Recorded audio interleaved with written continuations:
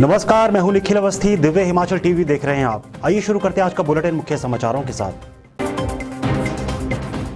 This bulletin is brought you by world class Nidra mattresses. तो अब सिर्फ सोना नहीं, डूब के सोना। रुक सकता है 2020-21 का केंद्रीय शिक्षा बजट, पैटर्न में होगा बदलाव। बिजली उपभोक्ता घर बैठे भर सकेंगे बिजली का बिल, इलेक्ट्रिसिटी बोर्ड ने शुरू की कोविड सुविधा। सरकार को नहीं कोरोना की परवाह, नेता प्रतिपक्ष बोले संकट की घड़ी में भी अपनी मशहूरी में व्यस्त जयराम सरकार। सरकार को वैक्सीन की चिंता नहीं, अब किसान निधि से बहलाने लगी। पैरोल के 90 दिन बाद आत्मसमर्पण करने वाले कैदी होंगे रिहा। प्रदेश में 7 दिनों में 1158 शादियां, 92,000 का वसूला जुर्माना, 5 पर एफआईआर दर्ज। ऊंचाई वाले क्षेत्रों में 20 मई तक मौसम खराब, 18 मई को भारी बारिश और ओलावृष्टि। और अब समाचार विस्तार से। आर्थिक दृष्टि में कमजोर हिमाचल जैसे राज्य का बजट अगर रोक दिया जाए तो सोचिए ये गरीब राज्य कितने बड़े संकट से गुजर सकता है। जी हां, केंद्र से ऐसे ही कुछ संकेत शिक्षा के बजट को लेकर मिले हैं। बताया जाता है कि केंद्र सरकार शिक्षा बजट की आवंटन पद्धति में बड़ा बदलाव लाने वाली है। हिमाचल प्रदेश को केंद्र से मिलने वाले शिक्षा फंड के पैटर्न में बदलाव होगा। केंद्र सरकार के इस फैसले के बाद हिमाचल की दिक्कतें बढ़ सकती हैं। यही वजह है कि राज्य सरकार ने केंद्र से बजट के पैटर्न में बदलाव करने से पहले पिछले साल जिन योजनाओं का बजट जारी नहीं हुआ है उसकी मांग की है। दरअसल हिमाचल को समग्र शिक्षा के तहत केंद्र से 300 करोड़ का बजट मिलना है। कोविड व स्कूलों से समय पर यूटिलाइजेशन सर्टिफिकेट न भेजने की वजह से केंद्र ने हिमाचल समग्र शिक्षा विभाग का बजट रोक दिया है। अब केंद्र से आने वाले इस बजट पर संकट मंडरा रहा है। हालांकि शिक्षा विभाग में केंद्रीय योजनाओं समग्र शिक्षा अभियान SSA और राष्ट्रीय माध्यमिक शिक्षा अभियान RMSA में नए सिरे से बजट कैसे मिलेगा और इस पर स्थिति स्पष्ट नहीं है। राज्य सरकार ने केंद्र को पत्र लिखा है। इसमें मांग उठाई है कि इन दोनों योजनाओं के तहत वित्तीय वर्ष 2020-21 में अप्रूव ग्रांट पूरी जारी की जाए। अब किसी को भी बिजली बोर्ड के दफ्तर जाकर बिल भरने की जरूरत नहीं है। जो भी उपभोक्ता बिल देना चाहे वह मीटर की रीडिंग लेकर इसे भर सकता है। ये सुविधा Himachal Pradesh state electricity board ने कोविड-19 के दौरान अपने उपभोक्ता को शुरू की है। हिमाचल प्रदेश में कोरोना महामारी के दौरान बिजली उपभोक्ताओं को घर बैठे ही बिजली बिल सुविधा मिलेगी। Himachal Pradesh state electricity board limited द्वारा कोविड-19 के दौरान अपने उपभोक्ताओं को एक और सुविधा देते हुए ट्रस्ट आधारित बिलिंग की शुरुआत की है, जिसके अंतर्गत प्रदेश के घरेलू व वाणिज्यिक उपभोक्ता जिनका विद्युत भार लोड 20 किलोवाट से कम है, इस सुविधा का लाभ उठा सकते हैं। इस सुविधा के अनुसार उपभोक्ता अपने मीटर की रीडिंग को देखकर उसे विद्युत बोर्ड की आधिकारिक वेबसाइट पर दर्ज कर अपना विद्युत बिल पा सकते हैं। अतिरिक्त मुख्य सचिव राम सुभग सिंह ने कहा कि इस तरह विद्युत बिल स्वतः बन जाएगा।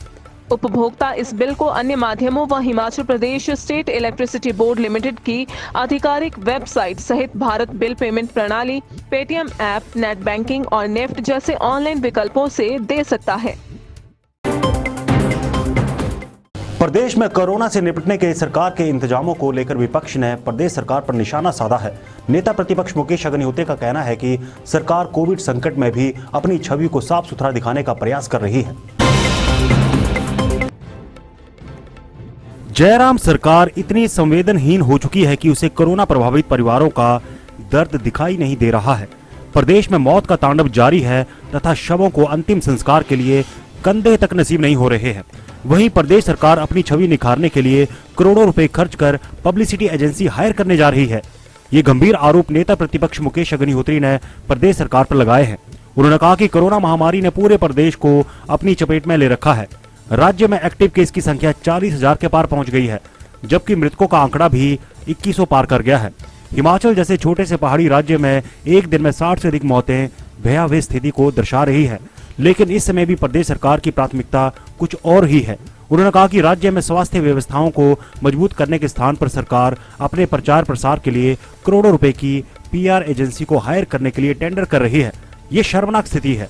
प्रदेश में कोरोना वैक्सीन की कमी है, लोगों को अस्पतालों में बिस्तर नहीं मिल रहे हैं, पर शायद सरकार को इससे कोई लेना देना नहीं है। मातम मचा हुआ है, जहाँ पे तांडव मचा हुआ है मौतों का, वहां पे सरकार एजेंसियां हायर करेगी अपनी छवि निखारने के लिए। ये हद दर्जे की संवेदनहीनता है। और हम तो ये देख रहे हैं, हमारा सरकार से आग्रह है, हाथ जोड़ के आग्रह है कि ये मौतों के तांडव को किसी भी तरह रोकें। ये जो कहर बरप रहा है इसको किसी भी तरह रोकें। जो कोरोना की दूसरी लहर है इसके लिए साफ हो गया कि कोई तैयारी नहीं थी। और अब जिस ढंग से मौतें हो रही हैं, रोजाना जो है, कल का फिगर जो है प्रदेश का 63 का था। मौत के आंकड़े में भी जगलरी हो रही है ताकि उसको किसी ढंग से रोका जाए। हम चाहते हैं कि सही तरीके से सरकार व्यवस्थाओं को किस ढंग से ठीक करेगी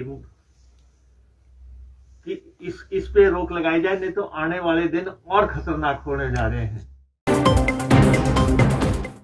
देश आज गंभीर संकट के दौर से गुजर रहा है और सरकार अपनी सियासत चमकाने के चक्कर में है।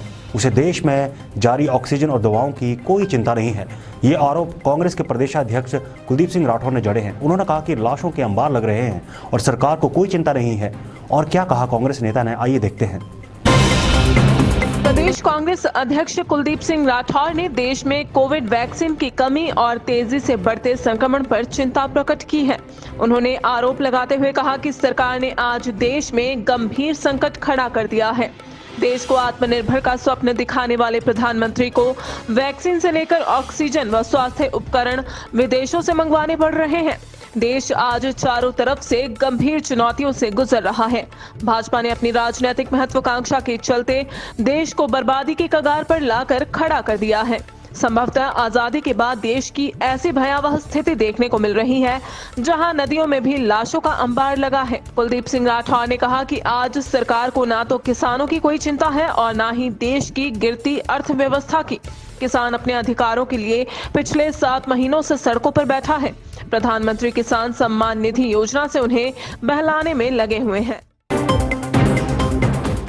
कोविड काल ने किस तरह से व्यवस्थाओं को बदल कर रख दिया है, इसका अंदाजा इस खबर से ही लगाया जा सकता है कि प्रदेश में अब गंभीर आरोपों में बंद कैदियों को कुछ शर्तों के बाद घर भेजा जा सकेगा। लिहाजा इस पर प्रक्रिया भी शुरू होने वाली है। आइए देखते हैं ये रिपोर्ट। प्रदेश की जेलों में कोविड काल में कैदियों को भीड़ वाले स्थान पर नहीं रखा जाएगा। पिछले साल जिन कैदियों को कोविड काल में 90 दिन के लिए घर भेजा गया था, अगर वो उसमें पर आत्मसमर्पण करते हैं तो ऐसे में उनकी पैरोल को बढ़ाया जाएगा। प्रदेश विधिक सेवा प्राधिकरण द्वारा गठित की गई उच्चाधिकारी समिति ने वीडियो कॉन्फ्रेंस पर ये सिफारिश की।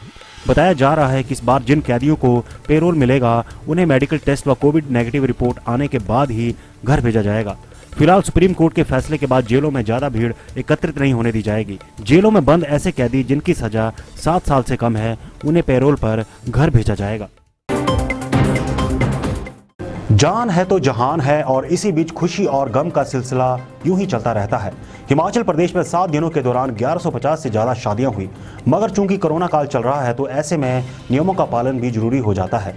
बहरहाल जहां जहां नियमों में कोताही बरती गई वहां प्रशासन ने कुछ लोगों के चालान भी काटे। बीते सप्ताह की बात करें तो अवहेलना करने पर 24 लोगों के खिलाफ चालान काटे गए। राज्य में 8 से 14 मई के दौरान 1158 शादियां हुई हैं। पुलिस ने इन शादी समारोहों में से 885 शादी समारोहों का निरीक्षण किया, जिसमें कोविड नियमों की अवहेलना पर 24 के खिलाफ चालान काटे गए, जबकि पुलिस ने एक शादी समारोह में नियमों की धज्जियां उड़ाने पर एफआईआर भी दर्ज की है। इसके अलावा 67 ऐसे शादी समारोहों का निरीक्षण भी किया गया है जो बिना अनुमति के हो रही थी। राज्य में 7 दिनों के दौरान सबसे ज्यादा शादियां कांगड़ा जिला में हुई हैं। कांगड़ा में 591 शादी समारोह हुए हैं। शिमला में 134, हमीरपुर व सिरमौर में 120 शादियां हुई हैं। इस दौरान सोलन व लाहौल स्पीति में 1-1 शादियां हुई हैं। इन शादी समारोहों में 92,000 रुपए का जुर्माना वसूल किया गया है। और आइए अब जानते हैं मौसम का हालचाल। 20 मई तक मौसम खराब बना रहेगा। पहाड़ी क्षेत्रों में आगामी 6 दिन तक मौसम खराब रहने का पूर्वानुमान है। मैदानी इलाकों सहित शिमला, मंडी, कुल्लू, सोलन, सिरमौर, चंबा और डलहौजी में 18 मई को फिर से भारी बारिश और ओलावृष्टि का अलर्ट जारी किया गया है। मैदानी इलाकों में भी 18 से 20 मई के दौरान गर्जन के साथ बारिश होने की संभावना जताई जा रही है। प्रदेश के अधिकतर क्षेत्रों में आज मौसम साफ बना रहा। दिन के समय धूप के खिलने से अधिकतम तापमान में 1 से 14 डिग्री तक की भारी बढ़ोतरी दर्ज की गई है। भूंतर में सबसे ज्यादा 14 डिग्री तक पारा चढ़ा है। सुंदरनगर में 12, कल्पा, सोलन और बिलासपुर में 9 डिग्री, शिमला और हमीरपुर में 7 डिग्री तक पारा चढ़ा है। तापमान में एकाएक भारी बढ़ोतरी आने से प्रदेश में दिन के समय फिर से गर्मी का एहसास होने लगा है। मौसम विभाग के पूर्वानुमान के तहत राज्य के मैदानी इलाकों में 17 मई तक गर्मी जमकर पसीने छुड़ाएगी, जबकि पहाड़ों पर बारिश होने से राहत की उम्मीद है। और अब चलते चलते कोरोना ने मार डाला नादौन का नौजवान, बेरोजगारी से तंग होकर आंगन में ही लगा लिया फंदा। कांग्रेस ने जिला स्तर पर गठित की राहत समितियां, हर जिला में प्रभारियों को किया गया नियुक्त। वर्किंग कैपिटल खत्म होने से पर्यटन कारोबारियों की चिंताएं बढ़ी, सरकार को पत्र लिखकर राहत की मांग उठाई। पांवटा साहिब की एक निजी कंपनी में काम कर रहे 60 मजदूर एक साथ कोरोना संक्रमित, फैक्ट्री सील। तो चलिए आज के लिए बस इतना ही। देखते रहिए दिव्य हिमाचल टीवी।